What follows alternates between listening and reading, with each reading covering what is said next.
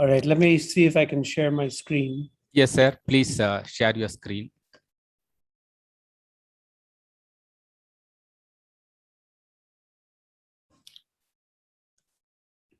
Your audio is very good, sir. Good. But yes. Okay.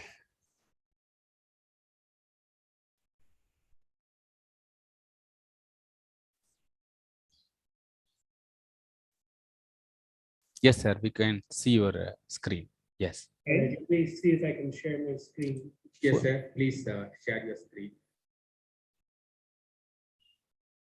Okay. Whether Saran is here. Your audio is very good, sir. Yes. Is there an echo, Abby? No echo, sir. No echo. I can only you can unmute and you can speak. Okay.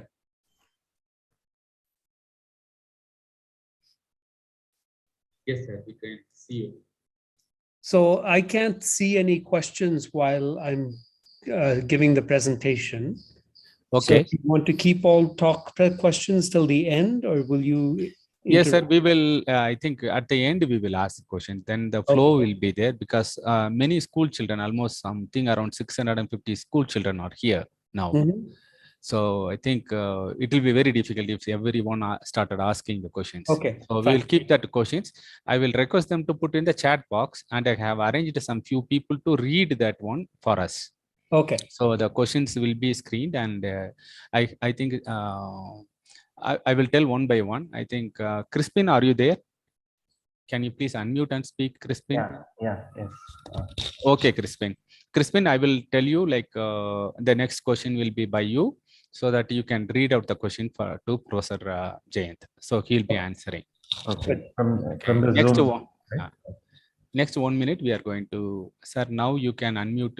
You can share the screen. I'm going to share it. Okay. I have some videos. I hope they come through. If not, it's okay. Try it out, sir. We can. Yeah. Let's see.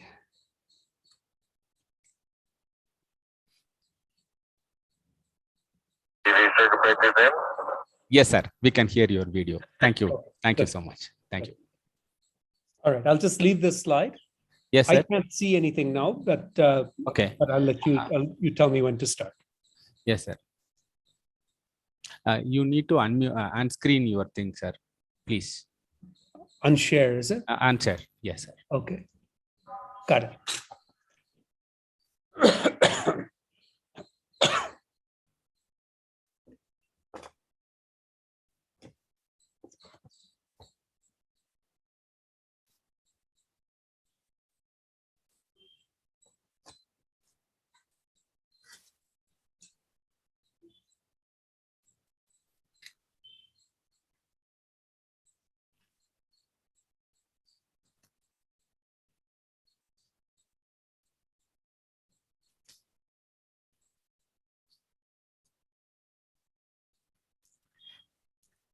Good morning, everyone.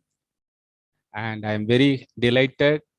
It's a great privilege for me to invite every one of you to this Zoom meeting titled "To the Moon and Beyond: A Neil Armstrong Retrospective and Perspective" by Professor Jayant Murthy. On behalf of you all, I would like to welcome Professor Jayant Murthy, our Institute Director, Professor Annapurni, and the Dean of Academic Affairs, Ishwar Reddy, and Group Committee Chairman, Professor R. Ramesh, and our friend and colleague. With all our friends, I would like to invite you to this Zoom meeting today. And the title of this Zoom meeting is, the title of this meeting is "To the Moon and Beyond." We all know that today is the day long ago Neil Armstrong and his colleagues, they landed on the moon. It is a very impressive day for the whole world was anticipated to hear the news from Neil Armstrong by Apollo 11. And I would like to read out the abstract of this meeting today. That is possibly the most iconic quote of the 20th century was from Neil Armstrong. That is one small step for a man, one giant leap for mankind. Watched by 600 million people, the small step was responsible for many people choosing the career in the sciences. As President Obama said, Neil Armstrong was a hero not just for his time, but for all time. Thank you, Neil, for showing us the power of one small step. The 1960s were a heady time for spaceflight. Sputnik has ignited the space race. John F. Kennedy made his historic speech. The goal before this decade is out of landing a man on the moon and returning him safely to the earth. There were expectations fed by the golden age writers of science fiction that would have colonized, if not fully fledged cities on Mars and even Ganymede. 50 years later, only 12 men have ever walked on the moon. 4 are still alive, with the youngest being Charles Duke, 83 years old. I will describe the achievements of the manned space program over the last 50 years with a special focus on Apollo program and prospects for the future. Today's speaker is Professor Jayant Murthy. He is a great communicator and he gives a lot of popular talks, and he is a senior professor with Indian Institute of Astrophysics. Dr. Jayant Murthy is a senior professor in our institute. Prior joining to IIA, he received his PhD in physics from the Department of Physics and Astronomy, Johns Hopkins University, Maryland, USA. Later, he joined as a research scientist in the same institute. His research involves in space missions, starting with payload on the space shuttle, TAWAX, and UVIT missions, interstellar dust, and diffuse radiation fields, SETI, Search for Extraterrestrial Intelligence project, and many more. It's worthy to mention that Jayant is one of the prominent scientists of this country who is popularizing the science among the common folks for the deep and better understanding. He is an excellent teacher and he has the involvement when and his expertise is there in the space data, galaxy diffuse data, hardware development, high altitude balloons, and low altitude space payloads. And he is member of many astronomical institutions, like the member of International Astronomical Union, president of 21 Commission, organizing the committee for the DIVE 10 and 11. And he's a member of American Astronomical Society and Indian Astronomical Society. And today we are so privileged to invite him. The room is full. I never seen 1,000 people already we have reached here today. And if you would like to see and if you like to invite many other people, you can go for the YouTube channel. And if you miss out, you cannot enter in because the number is already full. And I would like to thank Obli Chandran, my friend, and Dr. Jonathan, and his students, and all the friends here, the professors and other people. And thousands of people are here. And we request you to listen to this lecture and you write your questions if you have. At the end of the questions, at the end of the talk, we would like to invite you to talk to the professor and he will be answering to your questions. Now over to Professor Jayant Murthy. If everyone, they can do the lifting of your hand and you can invite him. Over to Professor Jayant. Thank you, Ebi. So let me share my screen again. And we just put this on full screen. Great.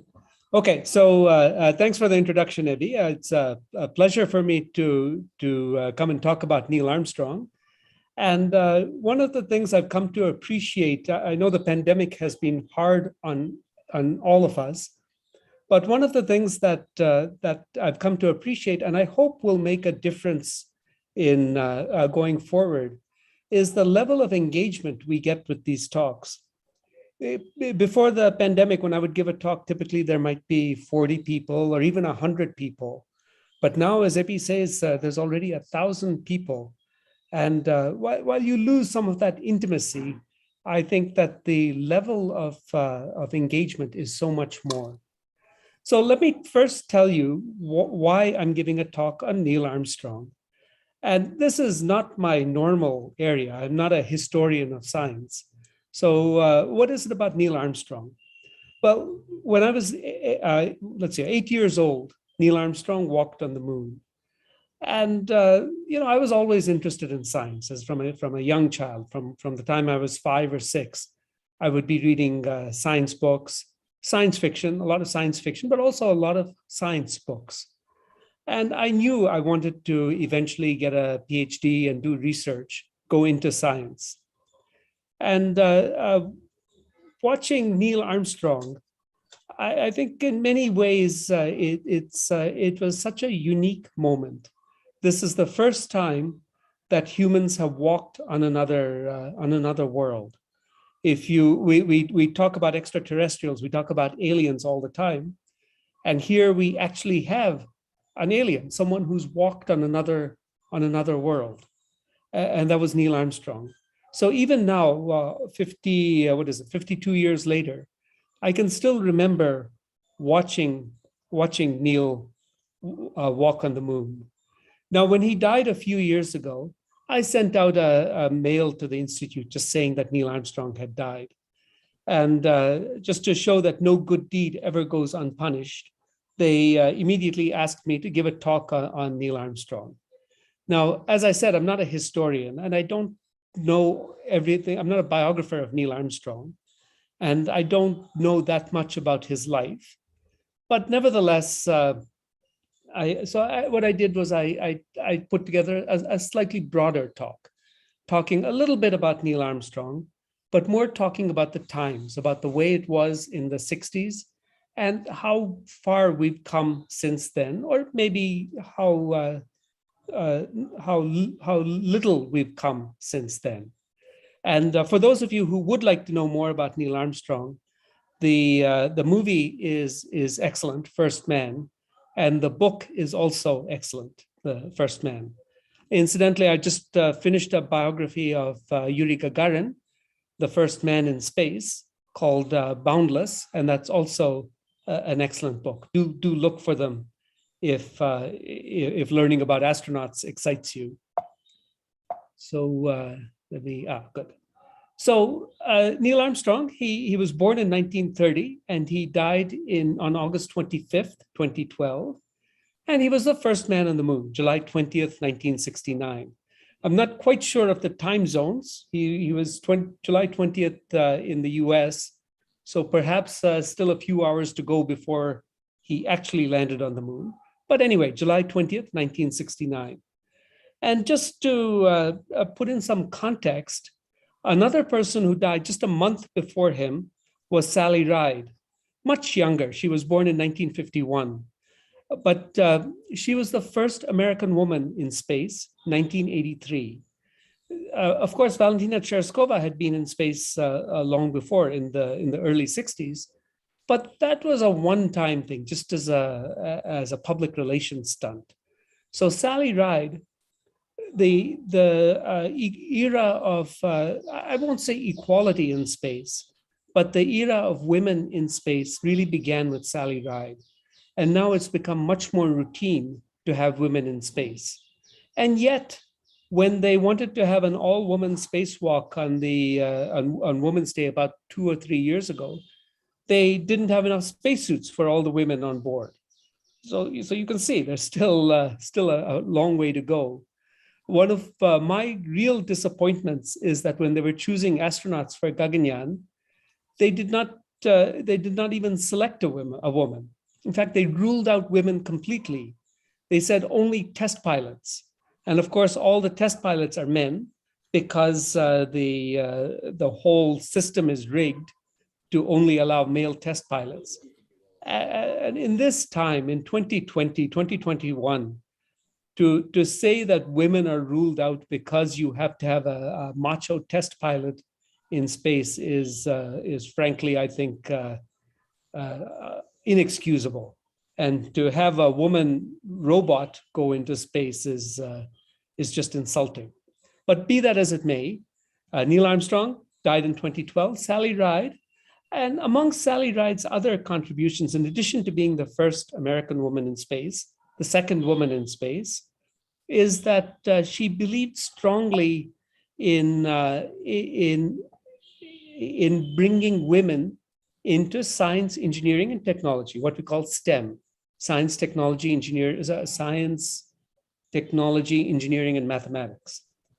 And she said women make up only 25% of that task force. And so she started a program to bring women into this STEM. So let me just go back a couple of slides. Hold on just a second. And then I'll tell you what you're going to see, and then I'll stay quiet.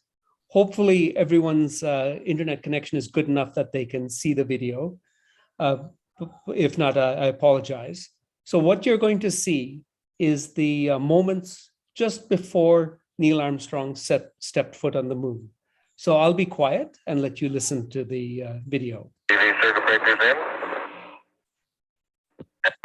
Clear. Roger. And we're getting a picture on the TV. We had a good picture, huh? There's a great deal of contrast in it, and currently it's upside down on our monitor, but we can make out a fair amount of detail.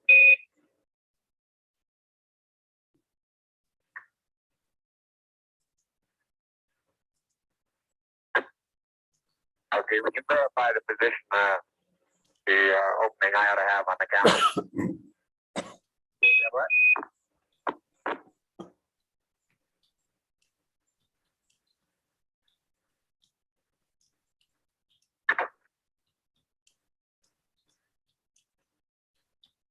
Okay, Neil, we can see you coming down the ladder now. Neil, we can see you coming.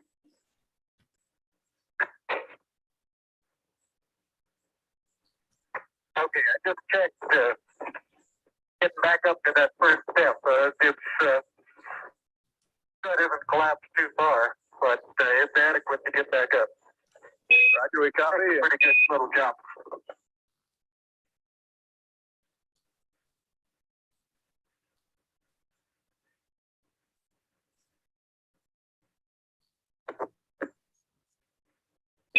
This is Houston, F2. I'm at the 1/160th second for shadow photography on the sequence camera.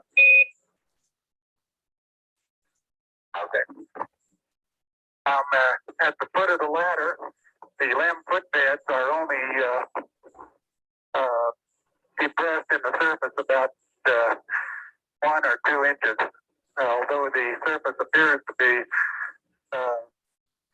very, very fine-grained as you get close to it. It's almost like a powder. Ground mass is very fine.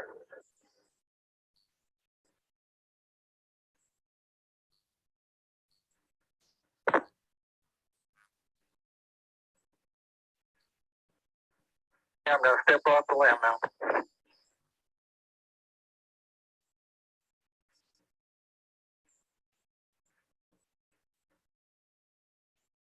That's one small step for man, one giant leap for mankind. All right, so there it was. That was Neil Armstrong setting foot on the moon. And I want to emphasize that now we know what the moon is like, but at the time, no one knew whether he would just sink right into the moon.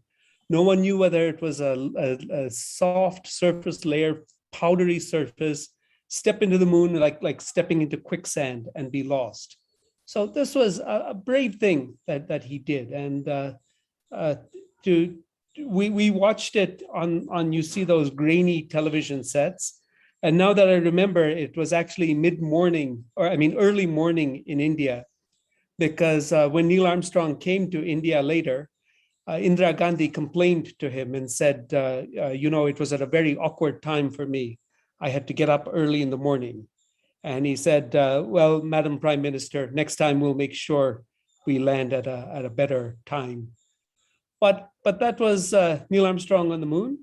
And of course, it made the front page of the New York Times. Men walk on moon, astronaut land on plane, collect rocks, plant the flag. So what was the context of this? Well, I mean, the impact, firstly, this is, I thought I would just put this tribute from the Indian Posts and Telegraphs Department. I mean, normally you don't think of the Indian bureaucracy as having much of a sense of humor or graciousness.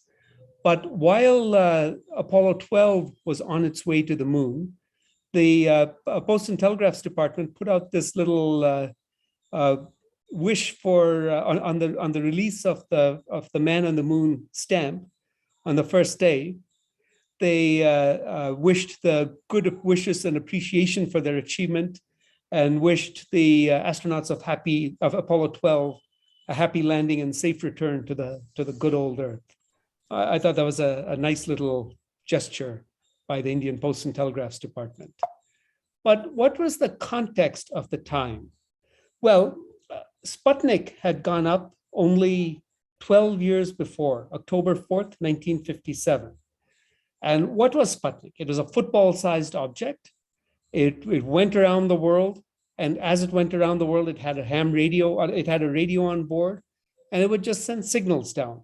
So nothing very much. A football-sized object just going around the world. But it was important because this was the height of the Cold War. World War II had been over for 12 years, a dozen years. At the end of World War II, it was the physicists had prime recognition, because World War II, in many ways, it was the physicists' war, not just the atomic bomb, which we all know, but also radar, LIDAR, many things. Physics came out looking like, you know, if we're better at physics than everyone else, then we're going to win the next war. And so what was next? Well, space. So of course, everyone was working on missiles. Everyone had nuclear weapons. How do you deliver your nuclear weapons from, let's say you want to launch from Russia and hit the US or vice versa? Do your missiles have enough range? And so what Sputnik showed is that the Russians did have the range. If you can put a satellite all the way around the world, then certainly you can send a satellite up from Russia. You can send a missile up from Russia and hit New York or Washington. And so this caused a great deal of worry in the so-called free world, that they thought all along that they were ahead in technology, better bombs, bigger bombs, better airplanes, and on and on.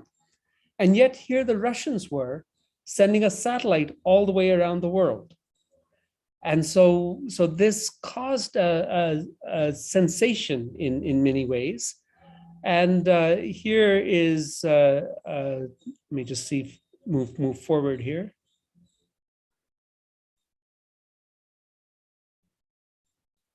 Okay, so and then it was not just Sputnik. Then came Laika. Remember, Sputnik was October 4th. Laika was only a month later, November 3rd, 1957. The first animal in space. Unfortunately, Laika died. Anyway, they were never going to recover Laika because they didn't have a good recovery mechanism. But they'd planned to feed Laika some poison, basically to put her to sleep painlessly. Instead, what happened was that the capsule overheated, and Laika died of overheating. But nevertheless, here was Laika, the first animal in space. And then after that, Yuri Gagarin. So again, I'll let you listen to this video. Neil Armstrong jumping up and down on the moon. Oh, we laughed back in Moscow when we saw that. Remember the 50s, those fat, complacent days when the future seemed a century away. Then up went Sputnik, gave the world a butt kick and made it clear tomorrow starts today. Beep, beep, beep, beep. Hello there. Sputnik sails giggling through the skies. Red flags, red faces, jump in the race as the space age begins with a surprise. You generals once thought von Braun a waste of cash and Goddard needed treatment really bad. Then that global shock gave you a hot foot and beep beep, you blasted off the pad. Beep, beep, beep, beep. Hello there! Sputnik sails giggling through the skies. Red flags, red faces, jump in the race as the space age begins with a surprise. Done for a threat, propaganda, or prestige. The point is, the thing was in the sky. It made the generals frown and put their money down and meet that bet or know the reason why. Beep, beep, beep, beep. Hello there! Sputnik sails giggling through the skies. Red flags, red faces, jump in the race as the space age begins with a surprise. That's how it started, all those years ago. The push that got us climbing into space. Cynic beginnings, greed for big winnings, but look at all we've gotten from that race. Beep, beep, beep, beep, hello there! Sputnik sails giggling through the skies. Red flags, red faces, jump in the race as the space age begins with a surprise. Ha, ha, ha, ha!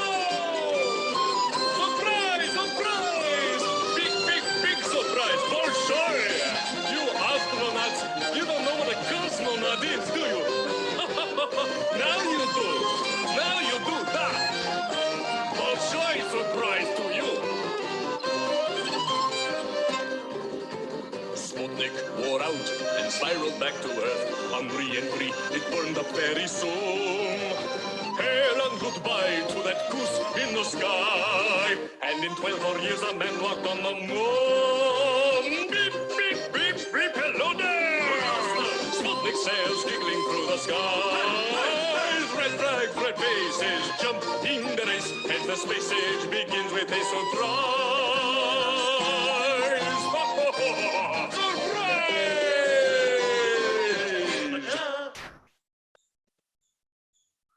And so this is the times then.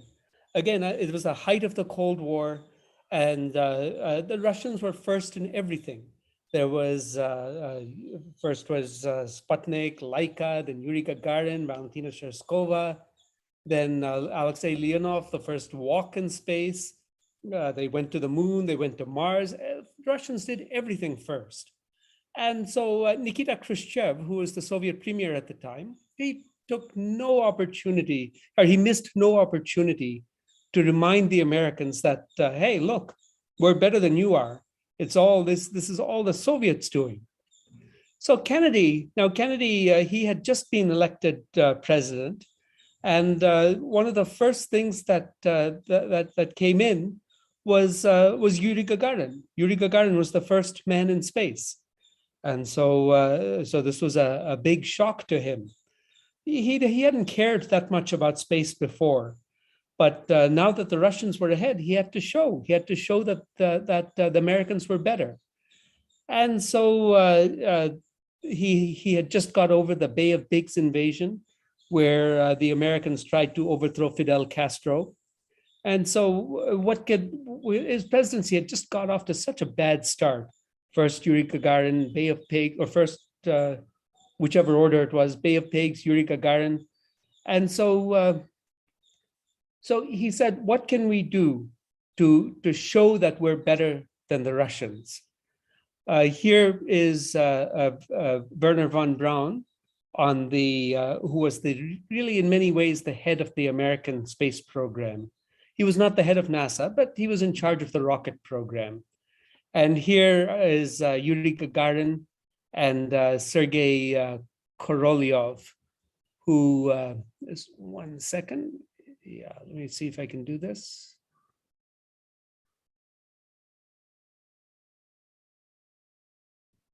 Okay, never mind. So here's Yuri Gagarin and Sergei Korolev. And Wernher von Braun, he was part of the German V2 program, where they sent up rockets. This was near the end of World War II. It was clear the Germans were going to lose. So they sent up rockets and they wanted to bomb London into submission, basically attack their morale so that So the English would just give up. The British would just give up. And he did this from Peenemünde, their rocket center, which is in near Denmark. Near the end of the war, it was clear the Germans were going to lose. It was clear that Peenemünde was going to be overrun by the Americans very shortly. And so Hitler sent an SS squad over to assassinate von Braun and his entire rocket team. After all, if they couldn't keep the secrets, then why should the Americans get them? Von Braun learned of this, and so he and his team escaped, and they gave themselves up to an American infantry division. Americans took them and they captured a bunch of V-2 rockets, and they took them all back to the US, and they put them in Huntsville, Alabama, what is now the Marshall Space Flight Center. And they said, okay, you can continue to work on your rockets, but you do it under supervision. So you don't do anything unless we tell you to. Because after all, the World War II was only recently ended, and all these guys still had strong German accents. And so it may not have been the best public relations move. Now it turns out that they hid von Braun's Nazi past. Now, with the hindsight of history, we know that von Braun was much more closely involved with the Nazis than was revealed at the time. He was a member of the Nazi Party. He very probably knew that there was Jewish slave labor working in Peenemünde. I mean, this is what heroes are. Some heroes have feet of clay. On the Russian side, the equivalent was Sergei Korolev, and he was the head of the Soviet space program. Now, he had had a hard life. Stalin, in his paranoia, had sent Korolev off to a gulag for whatever crimes against the state. And it wasn't until the war that he was rehabilitated and brought back. And the time in the gulag, his first wife left him. His health was ruined.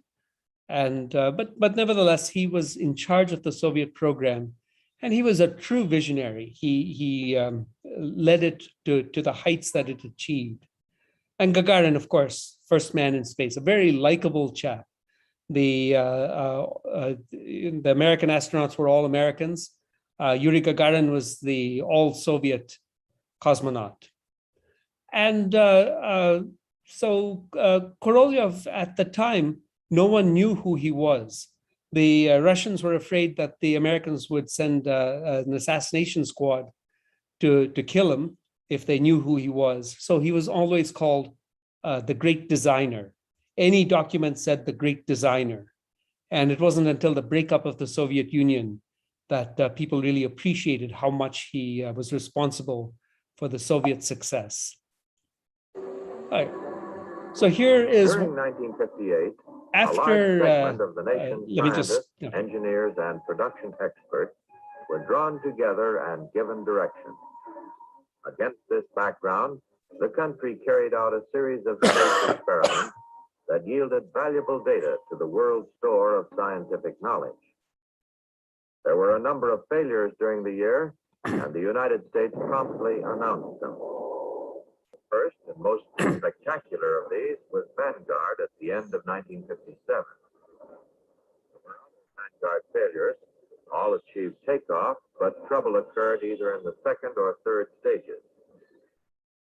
Explorers 2 and 5, Beacon, and Pioneer 2 were also considered unsuccessful experiments. Okay, so that was Vanguard.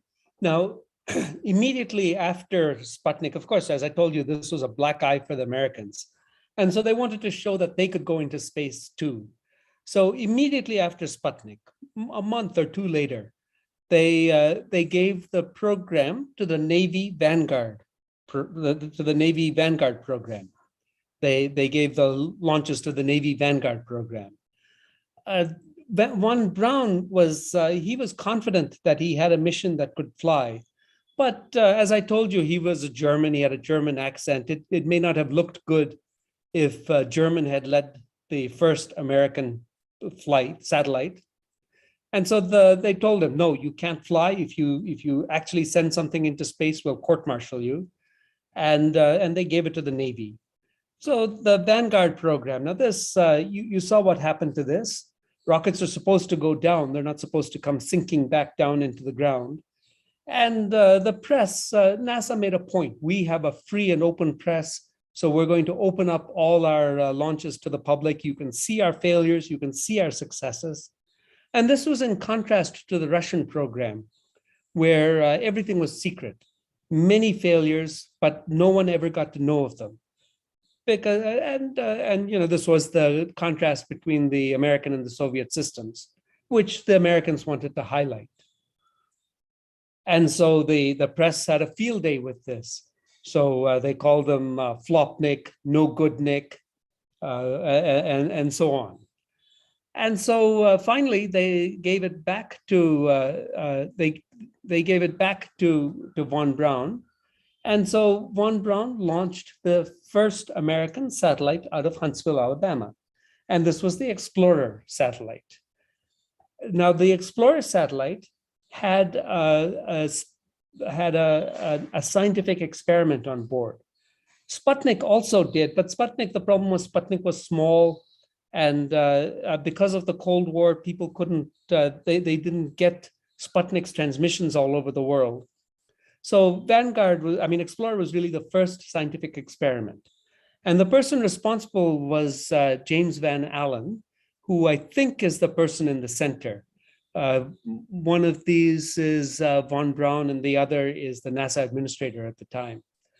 And what this experiment was, all it was, James Van Allen was working at the Naval Research Lab at the time. And all they did was they launched a Geiger counter. And so as the Geiger counter went up, it measured the radiation at different heights. And this was the first measurement of what is now called the Van Allen belts, because that was discovered by James Van Allen. James Van Allen then became a professor at Iowa, and where he worked until his 90s. He died maybe about a decade ago.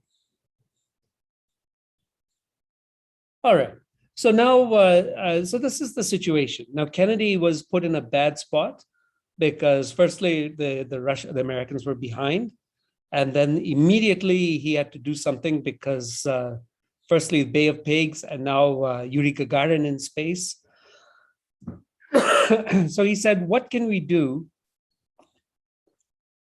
What can we do that will be absolutely unique? And so there were two canonical speeches, or two iconic speeches. And the first, there's no real record of because it was before the Congress, and it was part of a long speech where he made all sorts of things. And so what he said is that I believe that this nation should commit itself to achieving the goal before this decade is out of landing a man on the moon and returning him safely to the earth. And note that he said a man, again, this is the times, this is the 60s. And then it was really all men. And note that he said returning him safely to the earth. And this distinguishes him from crazy people like Elon Musk, who say, let's send them to Mars and leave them there. Kennedy actually wanted to bring them back. And then the other thing he said is the convocation speech at Rice University in the next year. And this is actually on YouTube. It's well worth listening to. Kennedy is a wonderful orator. And what he said is, we choose to go to the moon in this decade and do the other things, not because they're easy, but because they're hard, because that goal will serve to organize and measure the best of our energies and skills, because that challenge is one that we're willing to accept, one that we're unwilling to postpone, and one which we intend to win, and the others too. And this is a stirring statement. It's a mission that we will go to the moon by the end of the decade and come back.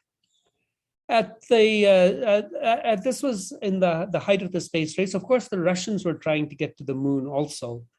But even in 1960, they had a huge accident, the Nedelin disaster, and the death toll anywhere from 90 to 200 people. But equally importantly, many of the people who had experience in space missions, they also died. So even in 1960, the Russians knew that it would be a very difficult task. This was secret, as were all the Soviet catastrophes. And so the Americans didn't know that there really was no race. Okay, now, as I said, the Russians were ahead in almost everything. And this is just a litany of all the things that they were first in. So now we get to the Apollo program. And they decided that they couldn't go directly to the Apollo program. They needed to have some stages. And so the first stage was the Mercury program, a single person spacecraft. And so this was a single person spacecraft, and they went through and they picked 7 astronauts. Of course, as I said, this was the 60s, and so they were all white men. They all came from military backgrounds. They were all test pilots, and so it was the stereotype. This is an all-American person. So Alan Shepard, Gus Grissom, John Glenn, Scott Carpenter, Wally Schirra, Gordon Cooper, and Deke Slayton. And they trained. They went through all the engineering. They went through the centrifuges, where they went in under G-forces so high that they blacked out. Enormous medical tests, intrusive medical tests. They hated the doctors, all sorts of stuff. And so finally, they decided that Alan Shepard would be the first American in space. They wanted to beat the Soviets, but there had been a lot of problem with the Redstone launcher. And so Ham, who was the first American animal in space, a chimpanzee, there were a lot of problems with that mission. It could easily have ended badly, and Ham would have died in space. As it was, they did get Ham back, but that poor chimpanzee was terrified. Nowadays, we would consider this as animal abuse, but in the 60s, it was accepted. And so the Huntsville people, they said, no, we can't go into space. We need to be more cautious. And they appointed a safety board, and that safety board is naturally cautious. So the ultimate result was that they delayed Alan Shepard's flight into space until after Yuri Gagarin, which of course was not ideal. And Alan Shepard himself was quite upset about this. And after the Mercury program, Alan Shepard, the first American in space, then came John Glenn. And then I think after John Glenn was Gus Grissom. So anyway, so then they came up with Project Gemini. And Project Gemini was the next step up from Mercury. It was a 2-man spacecraft. And again, I use man deliberately. It was a 2-man spacecraft. So they picked 9 new astronauts, the new 9: Neil Armstrong, Frank Borman, Charles Conrad, James Lovell, James McDivitt, Elliot See., Thomas Stafford, Edward White, and John Young. And of these, Neil Armstrong was the only one who was not military. He came from the test pilot program in White Sands, New Mexico. He was one of the people who worked with Chuck Yeager. Chuck Yeager, incidentally, couldn't become an astronaut because he didn't have an advanced degree. He was very upset about it. He said, look, I don't care. I'd rather do test pilot anyway, because as a test pilot, you actually have to do something. As an astronaut, all you do is you could just as well be a chimpanzee. And there was some truth to that. After all, Ham had gone up and come back down. But as you can tell, he didn't like the astronauts didn't like him. But anyway, this was the new 9, and Neil Armstrong was the only civilian astronaut amongst them. And then finally came the Apollo program, which were 3-man spacecraft.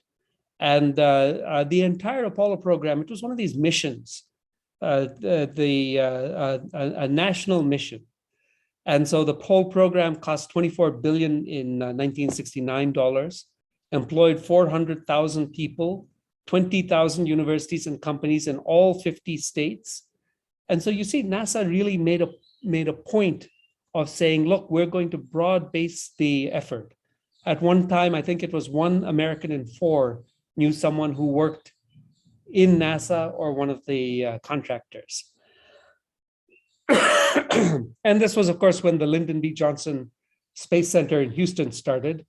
You may know the Houston, we have a problem. And the NASA administrator at the time was James Webb, who the James Webb Space Telescope is named after. All right, so the Apollo program. The Apollo program began badly. It began with Apollo 1, which was Ed White, Gus Grissom, and Roger Chaffee. Gus Grissom is in the center. And what happened there is that the astronauts had pointed out a lot of problems. And you see this bottom photograph here, unofficial photograph.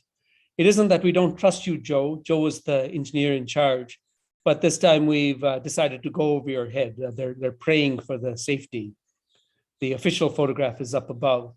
And they had all sorts of problems, and the astronauts kept pointing out problems. But finally, they decided to have a ground test. And that's all Apollo 1 was. It was just a ground test. And so what happened, it was on the ground. 3 astronauts were inside, and suddenly a raging fire starts out inside the capsule. The astronauts try to get out, but they can't. And so they all die in that fire. They then had a review and so on, and all sorts of problems. They had a pure oxygen atmosphere inside the cabin. They had flammable material.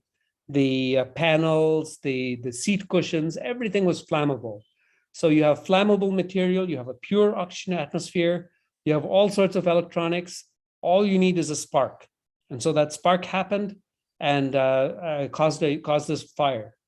Ed White, I think it was Ed White, was at the hatch, but the hatch opened inwards.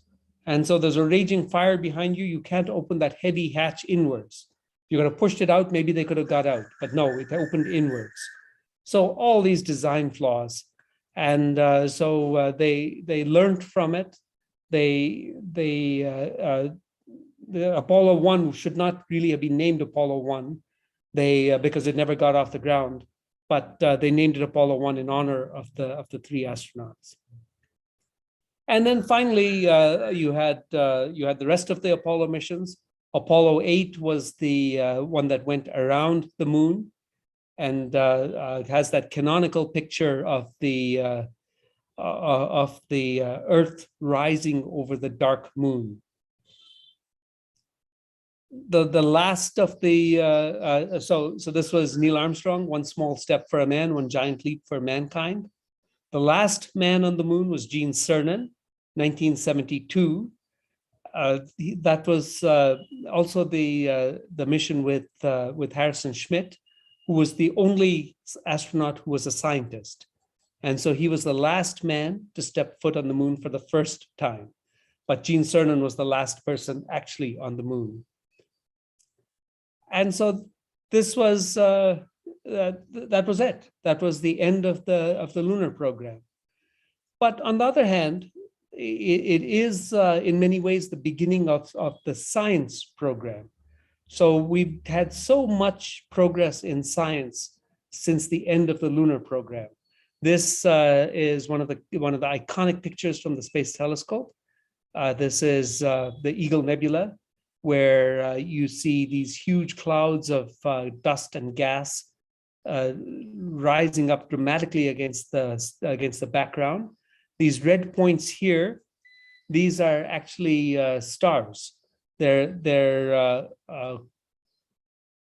cold. I'm sorry. They're new stars. They're young stars that suddenly that only look red because you're looking at it against so much dust. They're just like the sun looks red near the horizon. These stars look red because you're looking at it against the dust. This is a picture from Kobe, which gave you 2 Nobel Prizes, one to John Mather and the other to George Smoot, who was on Big Bang Theory later. And this is one of the pictures from, I think, Opportunity, the rover on Mars. So much science since then. Manned space flight, or crewed space flight, as we should now say, very little. There was Columbia, the whole space shuttle program. The first was Columbia, which launched in 1981. And the last was Atlantis in 2011. In the meantime, there were the 2 disasters. One was Challenger, which happened just as I was finishing my graduate school, and Columbia, which happened in 2003. Both easily fixed errors, but nevertheless, there were deadly accidents which caused the loss of many astronauts. Now we have we have only 2 nations, maybe 3, going into sending people into space. The Americans, the International Space Station, where the launches are either from Soyuz or from now the Falcon, the SpaceX Falcon, either from Baikonur Space Station to, Baikonur, the Baikonur Launch Center to the space station, or from Kennedy, again, to the space station. And those astronauts have been in space for, about 20 years now? And then you had the Chinese space station. The first one was, the first Chinese taikonaut was Yang Liwei in 2003. And now they have their new space station up that will be there for however many years. And now we have this private space flight, and this is Branson's recent flight into space.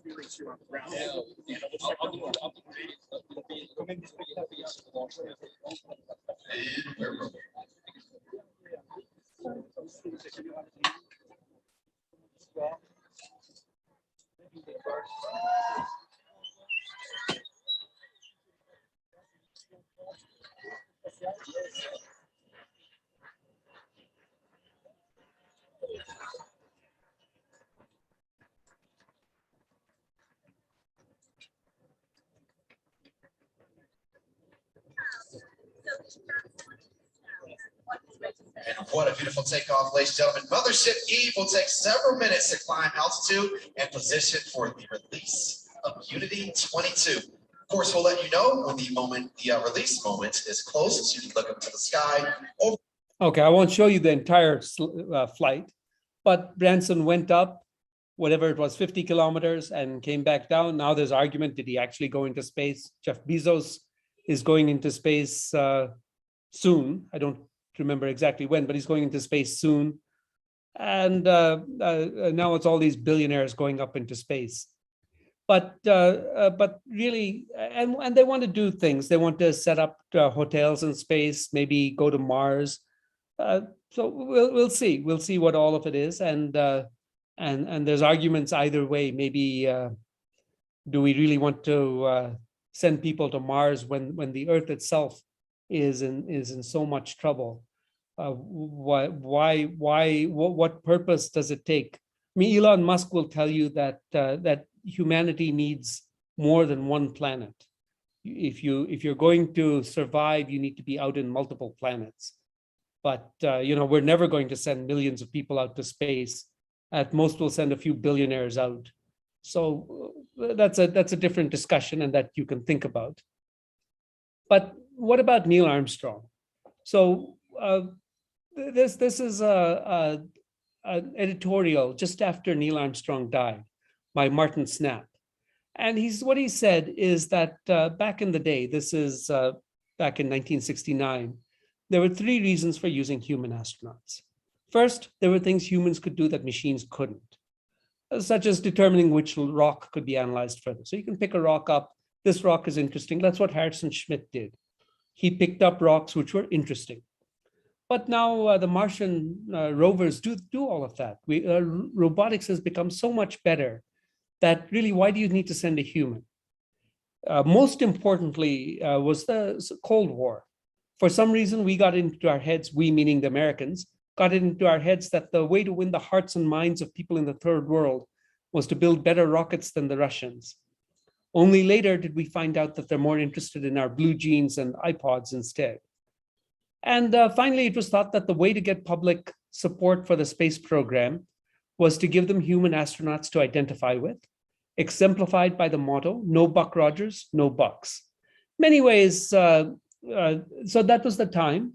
They thought that in order to get money to go into space, you couldn't excite human interest unless you had people out there. But the Apollo program itself, they found that soon people just lost interest in it. There were more important things for them, such as their next blue jeans. So rest in peace, Neil Armstrong, and thanks for a job extremely well done. But the next time we need someone to do a man's job, let's send a machine. We have a poem here. And so called let me Whitey play on the this Moon. video. This is Gil Scott Heron, who has another perspective. And then after that video, I'll wind up. It was inspired by some whiteys on the moon. So I want to give credit where credit is due.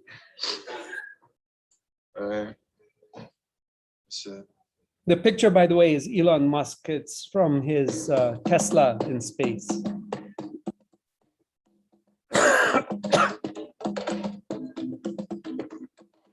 rat done bit my sister Nell with Whitey on the moon.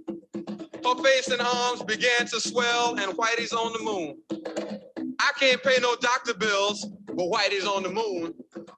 10 years from now, I'll be paying still while Whitey's on the moon. You know, the man just upped my rent last night because Whitey's on the moon. No hot water, no toilets, no lights, but Whitey's on the moon.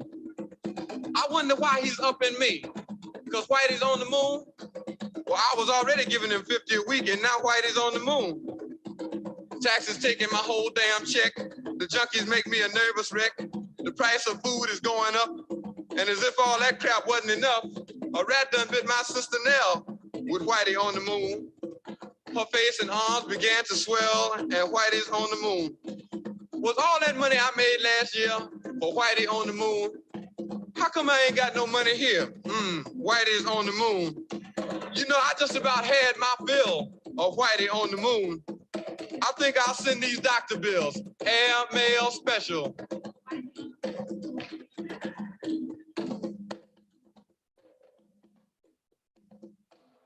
To Whitey on the moon. All right, so let me end here. This is that iconic picture from Apollo 8 of the Earthrise around the moon. And this picture was taken up by the environmental movement, because here it is. The Earth is the big blue marble or little blue marble, and there's nothing else around. There's only the emptiness of space. And as Buzz Aldrin were to say, that magnificent desolation of the lunar surface. So let me end here, and happy to take questions. Thank you. Thank you, Professor Jayant, for this very informative and very interesting pictures, and students as well as the teachers and professors and the parents and everyone were spellbound, and almost the entire room was so full all the time, 1,000 people. Plus we have a YouTube channel, it was going on, and it was very interesting. It just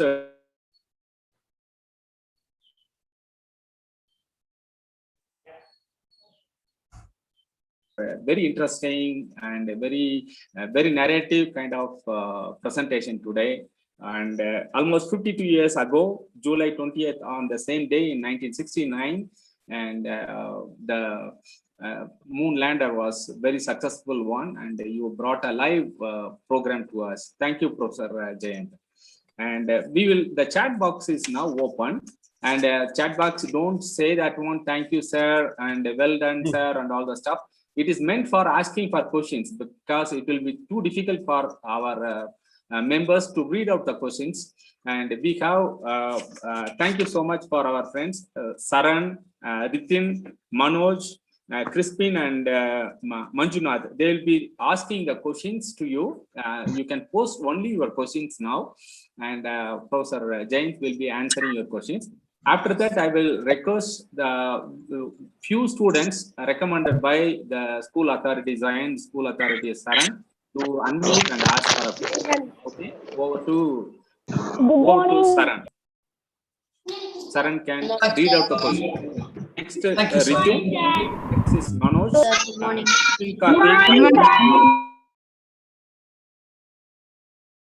Go ahead with us students, like questions are like already the chat is like overflowing. So are we, I mean, can we unmute the student and speak to the guest, or I'll just read out the question?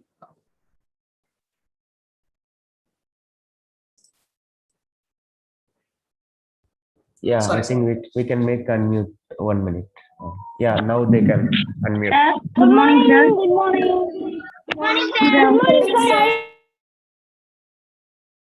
I think I will ask, I think I saw. We can ask them to raise the hand using the reaction, because if you have started unmuting, it will be like Yes. so many good morning. I'll just go ahead with Pavitra Banu. I just saw her girls. Pavitra Banu of 10th standard. Pavitra? Yes, sir. Sir, I cannot on my video, sir. Okay, please. You can 1 ask. minute. Yeah, now you can do. Yes, sir. Good morning, sir. Oh, Good morning, sir. please, Hello. please, Good morning, sir. Good morning, sir. Pavitra? Yeah, you can unmute and speak. Yeah, you can go ahead. Good morning, sir. I'm K. Pavitra Banu of grade 10 from Mount Zion International School, CBSE. Sir, I saw in article India Today that due to amplified wobble in the moon's orbit and climate change, US coastlines will face increased floods in mid-2030, sir. Sir, I want to know about the word wobble, sir. So that was really bad journalism. And you will find this often. You read things in the papers and they exaggerate things, whether they don't understand or whether someone just states it wrong. So as the moon goes around the Earth, the moon, there's always a wobble, there's a precession. And so what they're saying is that because of climate change, as the sea level is higher, maybe some of this wobble may cause increased tides. It's nothing that hasn't been happening already. It's just it's simply an exaggerated news report. So don't pay too much attention to that. The moon will wobble. The Earth wobbles in its orbit because of precession. The moon wobbles again, but it's only because what they were trying to highlight was because of climate change, some of these effects are worse than they used to be. Yes, sir. Thank you very much, sir. Crispin Karthik. Yeah. So, okay. I'm audible, right? Yeah. Okay. So, named Ashish Saikia, he asked, why haven't, I mean, astronauts never gone back after 1972, since the Apollo 17 mission? Why they haven't turned back? No, that's a very good question. And I think one of the reasons, of course, was because the space race ended. There was the Cold War and people thought that there were more important ways to spend money. Maybe they thought that sending people up into space was just not that important. As that journalist said, if you really want science, then you want to send up uncrewed missions. You want to send up machines, not people. Now maybe we're having a new space race. The Chinese want to send someone to the moon. So we'll see what happens now. But why? When I was growing up, I was reading science fiction from, and in those days, everyone was saying we would have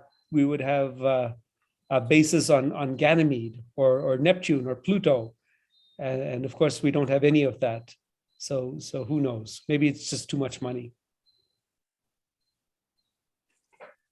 Okay. Manoj.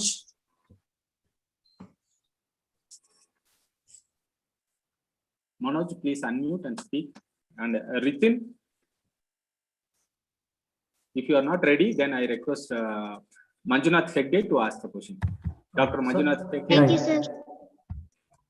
Sir, there is a question. I have heard that lunar module ascent engine was first fired on lunar surface. There were no tests done on Earth. Could you elaborate on that? It's asked by Tushar Agarwal. I'm sorry, there was an echo there. I didn't catch the question. Okay. Tushar Agarwal has asked the question. I have heard that lunar module ascent engine was first fired on lunar surface. There were no tests done on the Earth. Could you elaborate on that? This is the moon conspiracy, is it? I think so. You're saying that people never went to the moon. Yeah. No, that's silly. I don't waste time talking about it because there's so much good science in the world. Why talk about bad science? Go to this website, badastronomy.com. You'll find out everything about it. But let's not waste time on nonsense. I mean, next you'll ask astrology questions. Let's not waste time with that. Many have raised the question, raised your hands. Unfortunately, we cannot, I know, we'll try our level best. Now, on behalf of you in the chat box, if you put questions in the chat box, and our representatives will read out the questions for you. Now, Ritan.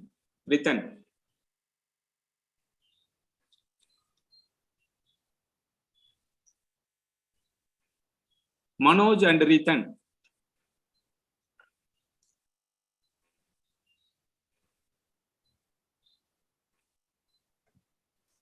Next is Manoj can ask the question. Okay, otherwise we can do one thing. Crispin, you can ask the question. Yes, Crispin. I could see the people raising hands. I will allow them only one by one unmute so that we can avoid the issue. The other people Yes, who were raised the hand there is another option, lower your hand if you have already asked the question. Yes. Okay, now Manjunath, you go ahead with one more question. Meanwhile, we will set right things. Okay. Manjunath. There is a Keval Chetri. She's asking, is there a chance of space colonization in future? A chance of space colonization. Yeah. There's a lot of problems in going into space. The Earth is so suited for us. We have this atmosphere that protects us from radiation. We have all the oxygen, all the water that we need. Temperatures are right. If you go out into space, the biggest problem is that you have to protect yourself from radiation, both from the sun and from interstellar space. So yes, I'm sure that there will be colonies in the future, but I doubt very much whether there will be colonies of more than a few dozen people. Not million. You won't have cities on Mars, for instance. I just don't see that being practical. Why would you want to go and spend all your time on a base in Mars when you can be at home and you can walk around outside? So again, I just don't see it. I just don't see large-scale colonization. Maybe small bases, but not large-scale colonization. Ritan.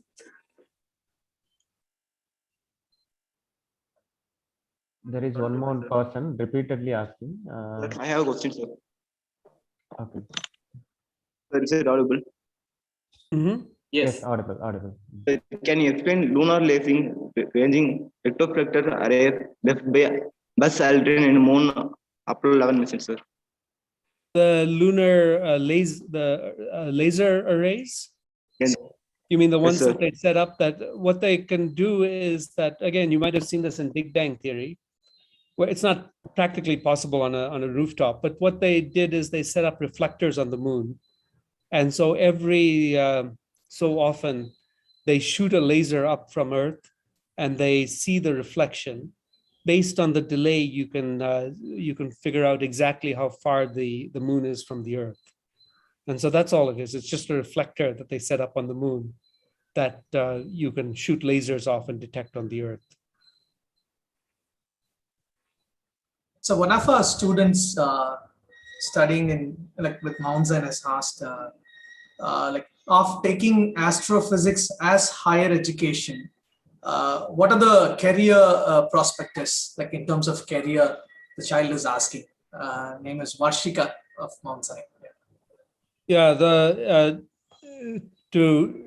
now there's the most straightforward thing, or the one that the canonical thing to do, is you get a PhD in astronomy, some field of astronomy or another, and then you become a researcher, you become a professor like me, and you do research. So that's one track. And the way to get into that is if you do well in all your exams, all the way from 10th on to through undergraduate, through your BSc and MSc and so on. You do well all the way through, and you come to finally do your PhD. There are other career opportunities that are coming up, and many of my classmates when I was in university, very few of them are still in academia. Some of them have become. One of them went to Wall Street. One of them just founded his own company. A couple went and worked for other companies. So there are other opportunities. What will come up now, as it happens, we're now coming into a fairly low period in science. Excuse me. In India, we spend about 0.7% of our GDP on basic science. And that includes ISRO and DRDO. So real basic science is much less. It should ideally be 2 to 3%. So worldwide, we're being asked to be more focused, to be more socially aware in our research. And the kind of research that I do, working on the interstellar medium, that's not really socially aware. So things may be problematic. It's a long way from getting even a PhD. So even getting a PhD is maybe 5-6 years after your MSc, and then after that you have to do maybe 5-6 years of a postdoc, and then after that maybe you'll get a permanent position. So it's something. Don't do it unless you're sure you're focused on doing research. Otherwise, talk to your fellow students, find out from them. I grew up in a different time. It was easier to get jobs in astronomy. Now, I'm really not confident of my answer. Thank you, sir. Thank you, sir. And over to next question by Dr. Manjunath Hegde. Sir, there is a question. How long does astronaut train before going into space?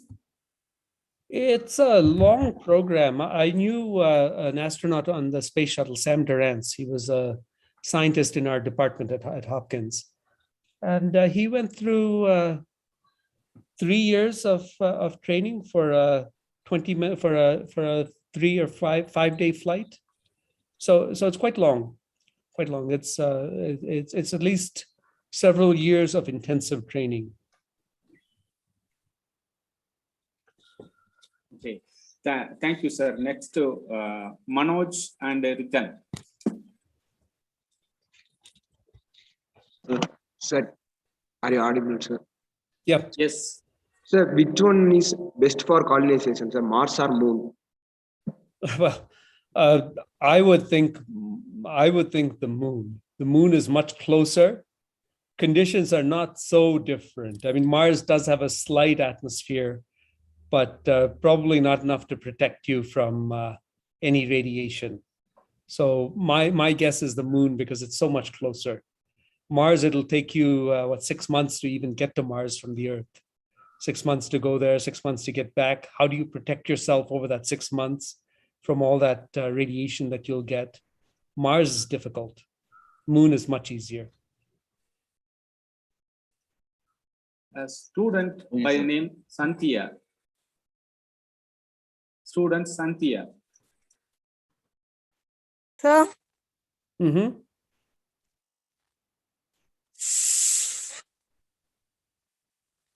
Yeah, go ahead.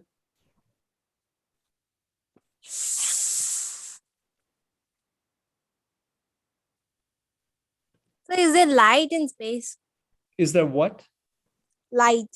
Life. Light. Light. Yes, of course there's light in space. The sun is there.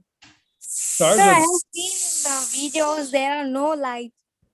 No, what you're seeing is that space itself is dark. But space itself is dark because there's nothing there to reflect the light. The light that we see from the moon, for instance, is reflected light from the sun.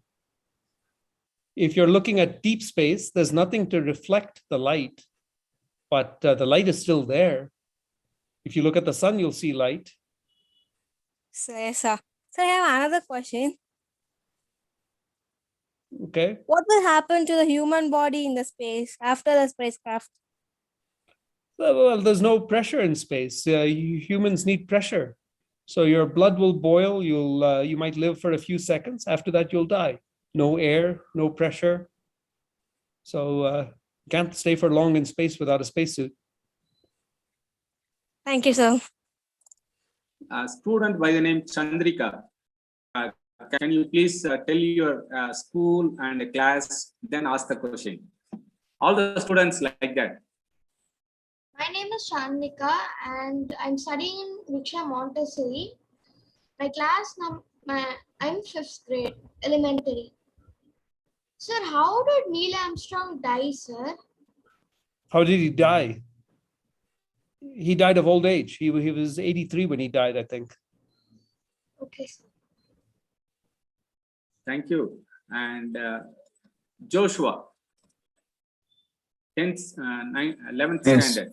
Hello. No, I'm first one. Sir, my name is Joshua, and I'm from Kerala, Nirmala Mada. So my question is about the colonization of Mars, about the Elon Musk. So I've heard that Mars has a very low gravity and a very poor condition to live, and it's also radioactive. Does the humans evolve in Mars to adapt the changes of the atmosphere? Evolution is a tricky thing. You need to live in order to evolve. So if you drink bleach, you'll die. You won't evolve. You won't ever evolve to become tolerant to bleach. Humans won't evolve to become tolerant to bleach or radiation.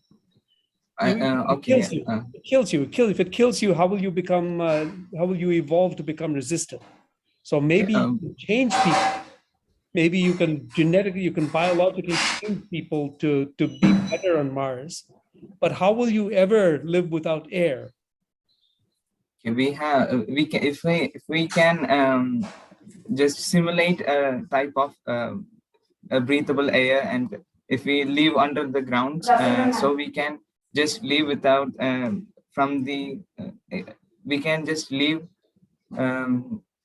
by having a protection against the radiation. Then just but can we adapt to that low gravity? Yeah, low gravity is something that they've looked at the effects of, and it does lead to long-term effects. I think in general, the astronauts who've been out on the space station for a year, they have some long-term effects. I think most of them are reversible. I'm not sure. If you were to permanently live under low gravity, I don't know. And again, evolution is a long process. You're not going to evolve. You have to actively change people. You have to use gene manipulation. So you can always come up with any fantasy you want.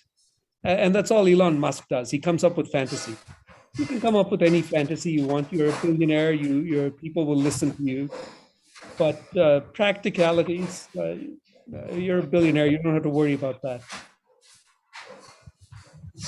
Thank you, sir. Nachal, Sir, Abhirami. Good afternoon, sir. I am Nacha Labirami of grade 8 of Mount Zion International School. I would like to ask you a question. Sir, I would like to know about the space telescope. The Hubble Space Telescope? Yes, sir. So it's been there. It's been there for when did it launch? 91, maybe, like that. 1991. So it's been there for almost 30 years, maybe a little bit more.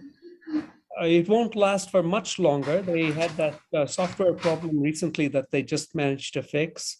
There's issues with the solar panels. There's all sorts of issues going on with it. It's old, and but it has provided some of the best. Much of our modern knowledge of astronomy has depended on the Space Telescope.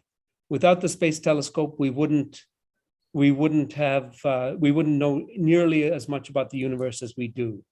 And that's because of the variety of instruments, both in the optical because of the high resolution that you can get from space, and in other wavelengths like the UV and the infrared.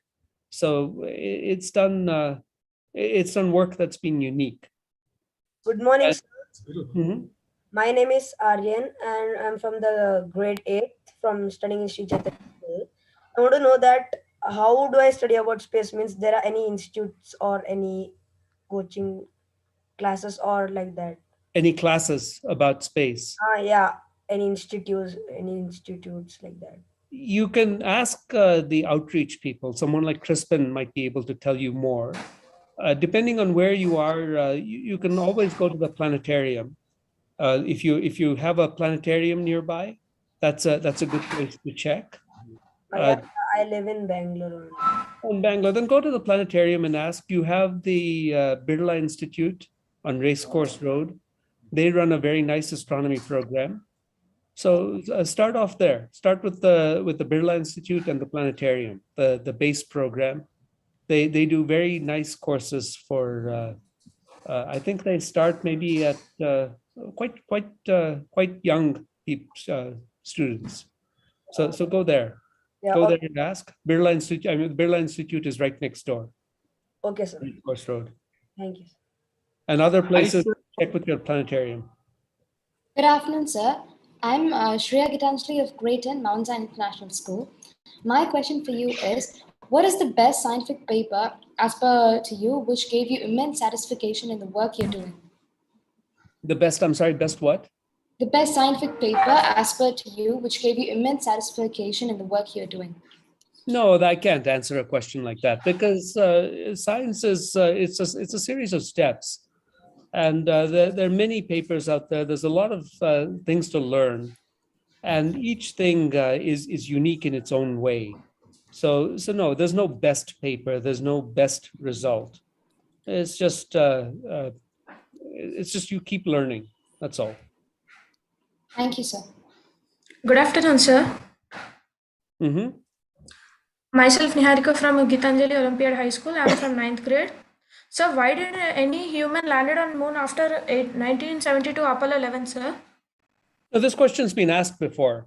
It's some sort of sociological issue. Maybe no one wanted to spend that much money. I don't know. I have one more question for you, sir. Mm-hmm. Sir, are there any black holes near our solar system? No, there are not. Okay, sir. There is a question from Kuwait. Nelson.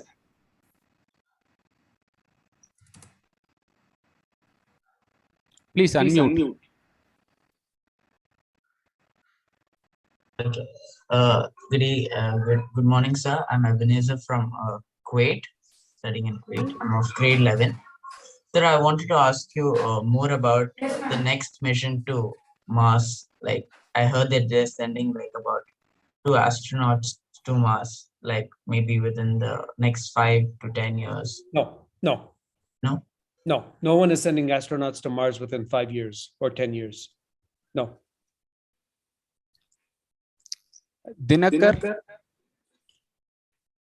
Hello. Mm-hmm. I have a question. If we can't colonize Mars, can we extract the materials we want for us, like minerals like diamond or any other sort of thing from Mars? If Earth has insufficient of those. So I'm not an industrialist. I don't know. So for me, it's very hard to imagine that the cost of going to Mars and coming back and setting up your mining operation on Mars or an asteroid or the moon even, I just can't see that it's cost effective. I just can't see that that it's cheaper to get something from the moon or from Mars than to get something from the Earth. Rather, I would think that we're better off recycling. We're better off using less material. I saw Jeff Bezos. One of the reasons he wants to go out into space. Anishwar Kumar. Anishwar. Sir, I'm Anishwar from 6th Standard D Section Montreal International School, sir. I would like to know about the spacecraft which took the minimum time to reach the moon. Yeah, I don't know which spacecraft that was. It's all a matter of how fast the spacecraft launches, and yeah, there's just that. I don't know that. I don't know what the fastest spacecraft was. How does it matter? Umesh Kumar. Sir, I'm Umesh Kumar from Mount Zion Matriculation, grade 10th B, sir. Mm-hmm. My question was, how long does the astronauts have to train before going to space, sir? Yeah, this question's been asked before also, several years. Try to listen to the previous questions before asking. Don't repeat questions. Ashwin.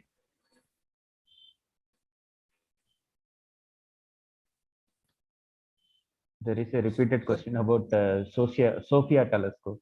Someone is asking. Crispin Karthik. Yeah, I mean, in the chat box, please comment about Sophia telescope and its discovery about the moon. All right. I mean, I'm not sure what there is to say about Sophia. It was a telescope that's on a Lockheed 1011, if I remember right. Maybe a Boeing. I don't remember the airplane, but it's something that's mounted on a plane. It goes up for a flight and observes from maybe 10 kilometers high or so. But that's all. It's made a bunch of infrared discoveries in the infrared. It's an infrared space telescope, infrared telescope from this airplane. Harshita Siva. Good afternoon, sir. I'm Harita Siva of class 10 from Mount Zion International School. Sir, I would like to know, my ambition is to become an astronaut, and now recently the Artemis program is going ahead with the aim of sending the first woman and the next man on the moon by 2024. Which program is that? Artemis. Artemis, okay. Yes, sir. So after the Artemis, by the time I'll be just joining my college. So after the Artemis program, what will be the importance of sending humans to other celestial bodies apart from the machines, sir? And what will be the significant? I also want to know that, like apart from the regular criteria that space agencies lay to select astronauts, what is the factor that differentiates the selected astronauts from the other applicants? No, I have no idea. I never wanted to be an astronaut. Because it's just I always wanted to do research, not become an astronaut. So so Why far the stars are? No, wait, I haven't finished the previous answer. So how do you become an astronaut? The astronauts so far have been largely test pilots, and there have been a few mission specialists who come in from the science side. But who knows what it'll be like.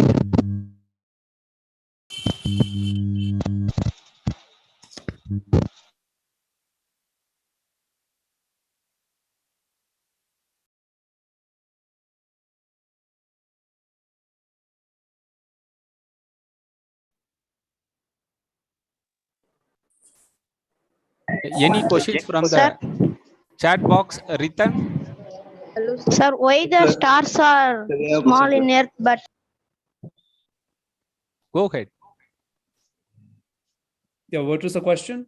Sir, we know that our Mars had an atmosphere in the past, sir.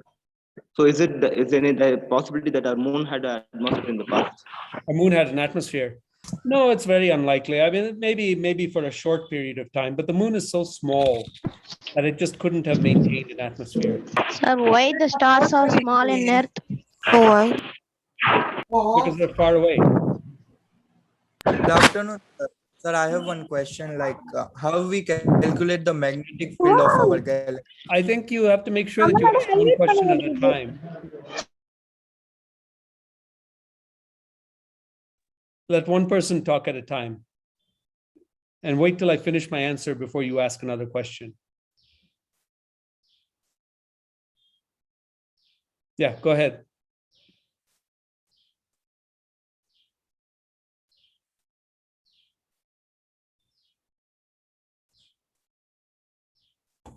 Hello, sir. There is a question. What are possible malfunctions when release of payload? What is the possible? I'm sorry. Possible malfunctions when release of payload. Possible malfunctions. Oh, that I mean, there's so many that can happen. Space is difficult, and you can make any mistake from it. It could be an electrical fault. It could be some mechanical sticking. Maybe something breaks. Any number of things. Whatever can happen on in Earth can happen on space. So there's no set. It can be a software flaw. Any number of things can go wrong. Good morning, sir. May I ask my question? Mm-hmm. Sir, I'm Srimati from class 90, Mount Zion International CBSE, and my question for you is, astronomers have announced a possible planet in the nearby galaxy Andromeda in 2009, but its presence was not yet been confirmed. So also they found a new planet called HIP 13044b, and it was the first discovered around a star apparently from another galaxy. So what do you have to say about this, sir? Is all these information, are they true, and have they found any proof to it? I don't know. I haven't kept up with it. The many times the data, you always have to look at the data, and there's always multiple ways of understanding something, of interpreting something. So sometimes maybe maybe there's another explanation for it other than a planet. People just have to look again, get more data, and eventually they'll be able to say one thing or another. So keep an eye on it. Look for the scientific papers on it, and see what finally comes out. My name is Abbu and I'm in grade 5 from this world school. And can we colonize Venus in the future, or like even Colonize Venus. or even if we with the future technology? No, what I heard was, can we colonize Venus in the future? And also like give green or make it Earth-like, so we can't find it. Okay, the voice I couldn't make out the question. Sorry. So can we make Venus like Earth?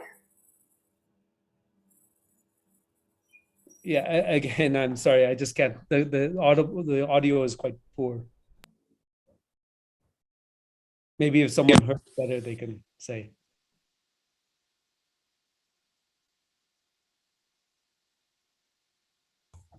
Sir, there is a question. I heard that nearest galaxy, Andromeda, is going to collide with Milky Way soon.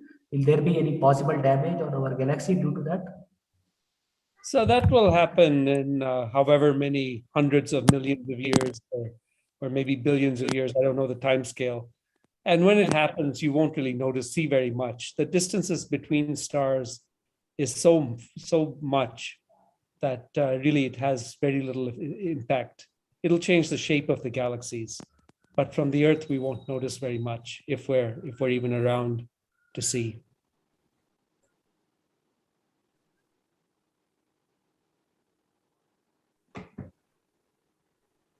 Sir, I'm Mohammed Fawaz. I'm studying in grade 11. My question is, can you elaborate the importance of computer science in the field of astrophysics or other coding languages?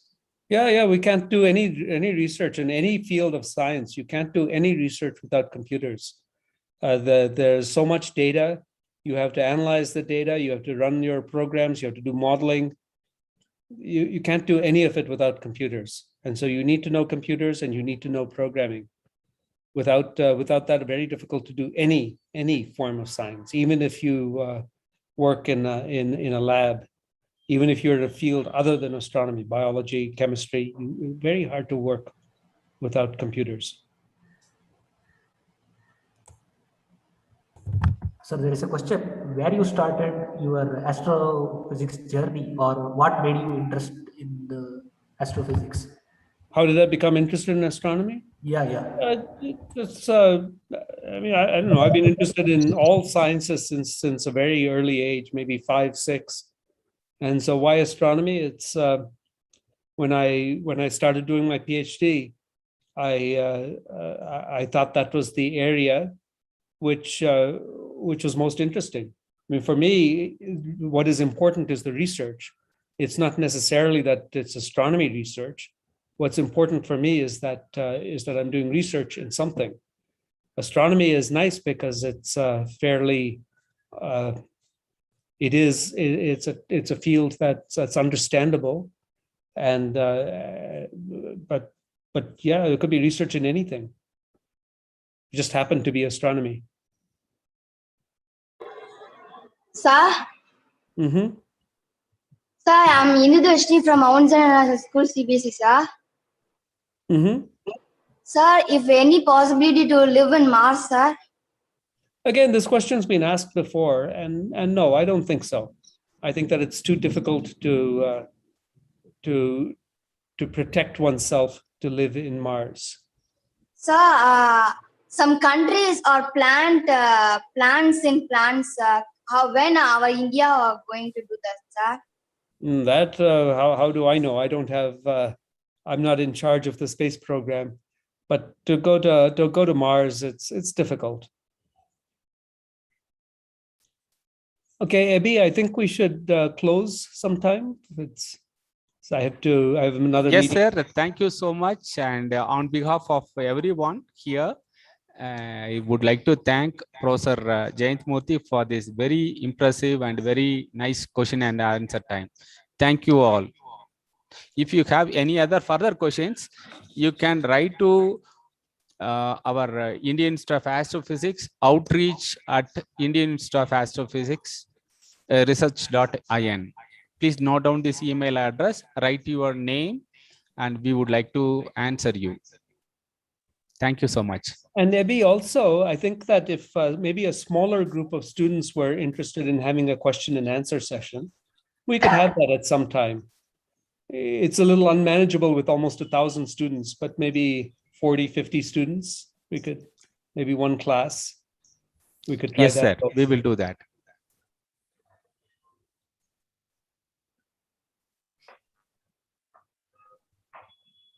So we'll be posting a link actually for the feedback and for the attendance. Is it okay, sir?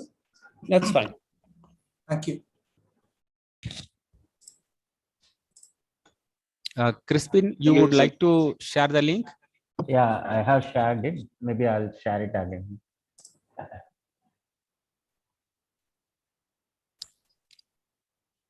Thank you, Professor Jayant.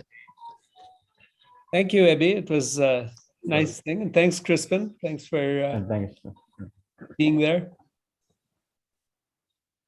And thanks to all the students also. Very enthusiastic lot. I'd like to thank the teachers for making this possible. Maybe if people are fine, we can take a snapshot by making Crispin, video. would you like to share? What? Which one to share? Share for the certificate. No. I that form I have shared in the chat box. Yeah. They are Chat filling box, it so up. many people have written. We cannot identify where is your thing. So put it in the screen. Okay. Okay.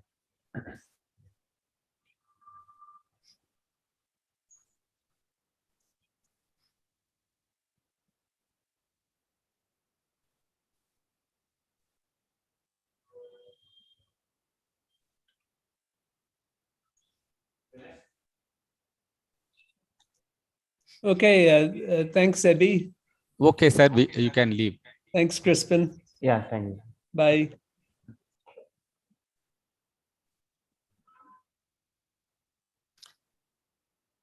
Crispin, you would like to share the link? Yeah, this is the one. Okay. You can make the size little bigger. Okay. Font. Is it okay? Okay. So now you send it in the chat box. Yeah. Okay, it is here.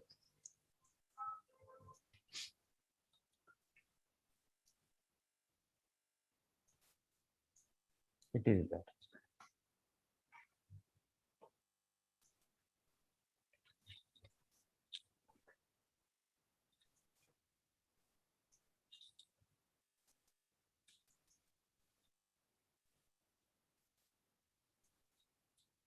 Friends, note down this ID short URL .at/DOEG3.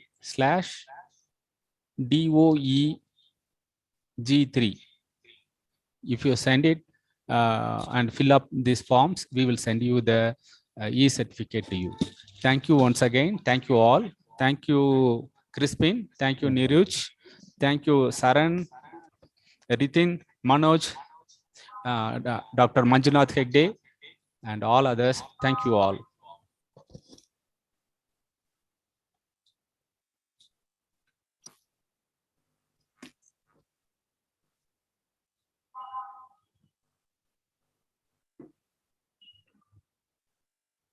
People are filling up. Can you close the meeting? Or?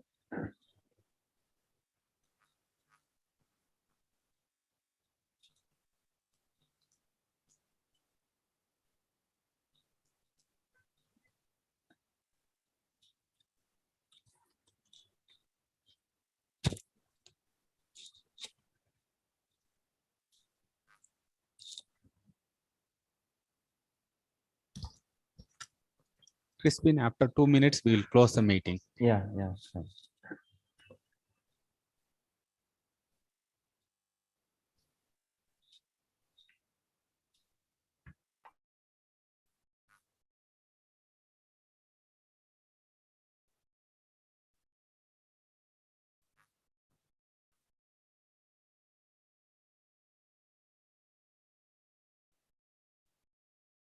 Thank you all. We will close the meeting now.